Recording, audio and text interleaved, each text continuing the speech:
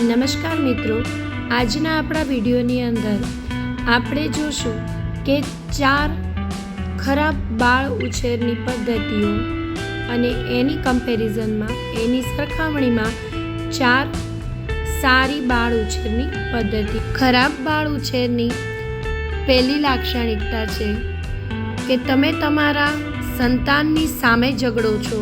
માતા પિતા ઝઘડે છે સંતાનની નજર સામે, એકબીજા પર બૂમો નાખે છે, એકબીજા પર હાથ ઉપાડે છે, જેના કારણે બાળક ઉપર, બાળકના બાળ માનસ ઉપર અત્યંત ખરાબ અસર પડે છે. તેને ઘરનું વાતાવરણ પણ તેમાં સારું નથી મળી રહેતું. બાળક માટે માતા પિતા પ્રેરણામૂર્તિ હોય છે. માતા પિતા જે જ કરશે તે જ વસ્તુ બાળક અનુસરવાનું છે. તે ઉપરાંત બાળકને આવું વાતાવરણ મળવાથી તે ઘરથી દૂર ભાગવાનો પ્રયાસ કરશે અને તેના બાળ માનસ ઉપર અત્યંત ખરાબ અસર પડશે. તો તેની સામે બાળ ઉછેરની સારી પદ્ધતિનું પ્રથમ લક્ષણ છે કે બાળકને ઘરનું વાતાવરણ હસી ખુશીમય આપવું. સંતાનો ભેગા માતા પિતા તેમજ ઘરના દરેક સભ્યો હળીમળીને હસી મજાક કરે, તેમજ જોડે બેસી ચલચિત્રો જોવા કે રમતો રમવી કે પછી સરસ મજાનો સમય પસાર કરવો, હસતા રમતા વાતો કરતા. ત્યારબાદ આપણે વાત કરીએ તો ખરાબ બાળ ઉછેરની બીજી લાક્ષણિકતા, બાળક જ્યારે તમારી પાસે આવે છે ત્યારે તમારું સતત ઓફિસના કામમાં કે તમારી કોઈ પર્સનલ એક્ટિવિટીઝ, લેપટોપ, મોબાઈલ વગેરેની અંદર સતત વ્યસ્ત રહેવું. તમારી પાસે બાળક આવે છે પરંતુ તમે તેને કાં તો જવાબ આપતા નથી અને કાં તમે જવાબ આપો તો બહુ વાર પછી તેને જવાબ આપો છો અને કાં કહો છો કે થોડીક વાર રહીને વાત કરીએ. આવી બધી વસ્તુઓ તેમજ ઘણા માતા પિતા કારણ વગરનું પણ મોબાઈલ જોયા કરતા હોય છે, તો એ અસર કરે છે બાળકો ઉપર. ઉપરાંતમાં ઘણા માતા પિતાઓ મોબાઈલની અંદર અને લેપટોપ વગેરેની અંદર, ટીવી વગેરેની અંદર પોતાની પર્સનલ એક્ટિવિટીઝ, વિડીયોઝ જોવા કે વાતો કરવી, ચેટ વગેરે કરવું, એની અંદર એટલા બધા તેમાં વ્યસ્ત હોય છે કે તેની માટે થઈને તે પોતાના સંતાનને વઢી પણ નાખે છે. તો તે ખરાબ ઉછેરની નિશાની છે.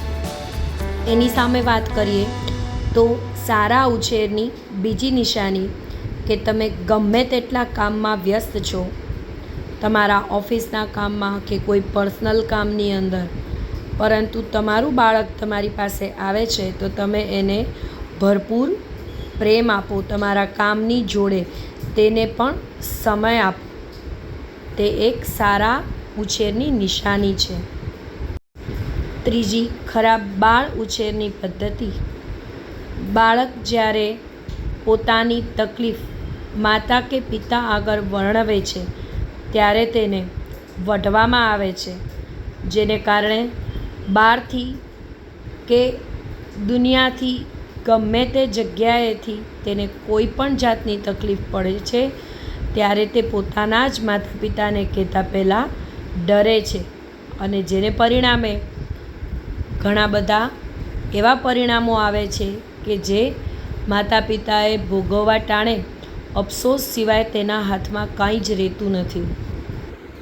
સારા બાળ ઉછેરની ત્રીજી નિશાની વિશે વાત કરીએ તો એ છે કે બાળક જ્યારે તમારી પાસે પોતાની તકલીફ લઈને આવે છે ત્યારે તેને પ્રેમ આપવી અને ઊંફ આપવી, જેને કારણે બાળક કોઈ પણ જગ્યાએથી કોઈ પણ તકલીફ પડી હશે, કંઈ પણ મુશ્કેલી તેને જીવનમાં પડશે દુનિયાથી કે ગમે તે જગ્યાએથી, તો તે પહેલાં તમારી જોડે વાત કરશે, બીજા કોઈ જોડે શેર કરશે એની પહેલાં પોતાની તકલીફ તમારી આગળ શેર કરશે.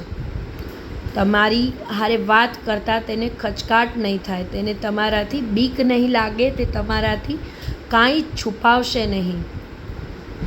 ચોથી ખરાબ બાળ ઉછેરની લાક્ષણિકતા છે બાળકને ખોટે રસ્તે જતા જોઈ, ખોટી વસ્તુ કરતા જોઈ, એ પછી મોબાઈલ જોવો હોય કે કોઈ ફ્રેન્ડ્સ ભેગા બહાર જવું હોય, કાંઈ પણ હોઈ શકે, અને તેને સતત ટોક્યા કરવું અને માતા પિતાએ તેની માથે રાડો પાડવી, તેને સતત વઢ્યા કરવું.